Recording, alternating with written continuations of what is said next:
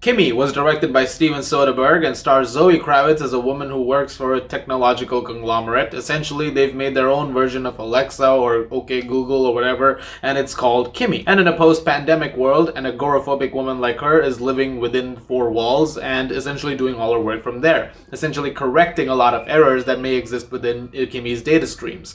During one of these data streams, she hears something which is very, very suspicious. It seems like a crime has been committed, and she wants to pinpoint exactly what's going on. And so begins a thriller of sorts where they're trying to essentially figure out what's happened and essentially find the person responsible for it. There has been virtually no advertising for this movie, and it's a Steven Soderbergh movie. It was written by David Koepp, who is also a very well-known name, starring Zoe Kravitz, who is a very well-known name as well, and it's premiering on HBO Max just out of nowhere. This premiered at the same time as the Peacemaker episode today, and I didn't even know it was out there until I scrolled down and I saw it.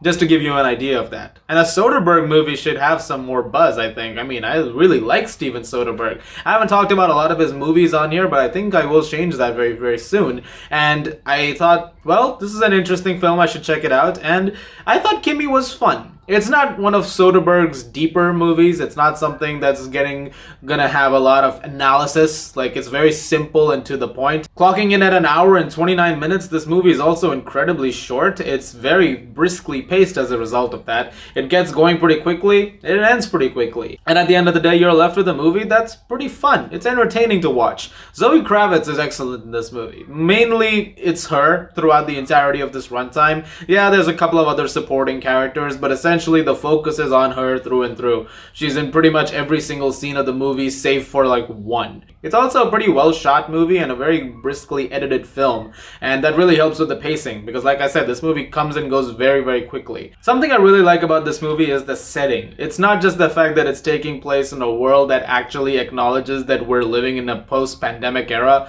I mean, we're still in it actually, but it's also the fact that it acknowledges the limitations that come with that without using them in an exploitative way. It's not like it's there just to be like, hey, you guys, you know that we're in this thing, and it's trying to market itself on that basis. It's just acknowledging the fact that it's the world we live in now. There is a world out there which has changed considerably since March 2020. And seeing this movie now, almost 2 years since the COVID pandemic became global, I like the fact that it just kept that like as a normal. Like, it's like, just, I don't know. I think it's important that, you know, in media going forward, you have to at some point acknowledge the realities.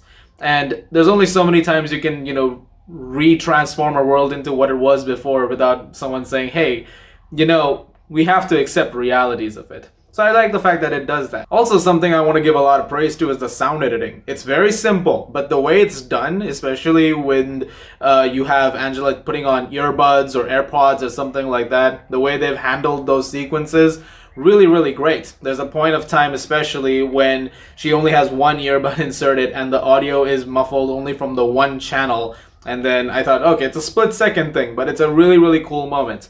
I like when you can have little things done with that. As for issues, I mean, yeah, it's a simple movie. Don't expect a lot of explanations for a lot of things. There are things that are very easily washed over. There's an explanation that you get for one thing that's very, very brief, and beyond that, that's really all you have to go off of in the entire movie. Like, that's all you get. And besides that, you don't get a lot of development for some other characters, supporting characters especially. Like, there's one character in particular who only has one purpose in the entire film. One. And that's his entire character. And it's a film that, like I said, ends very quickly, and that also means that the third act is quick. This thing ends like that. It's just a very, very fast finish to the, end of the film. So if you're going to watch this movie for something a little more in-depth, then this probably won't be for you. However, if you're just looking for a B Soderbergh movie that's actually fun and also has some interesting things here and there that have been used, I think you might have a pretty good time with Kimi. It's a fun, entertaining movie. I'm going to give it a 7.5 out of 10. Guys, thank you very much for watching. Look forward to more reviews very soon. A lot more coming out. Big weekend, actually, and I can't wait to talk about this one movie that has profoundly changed me. That's all I'm going to say about it. Guys, thank you very much. If you like this, please do subscribe, and I'll see you guys at the movies.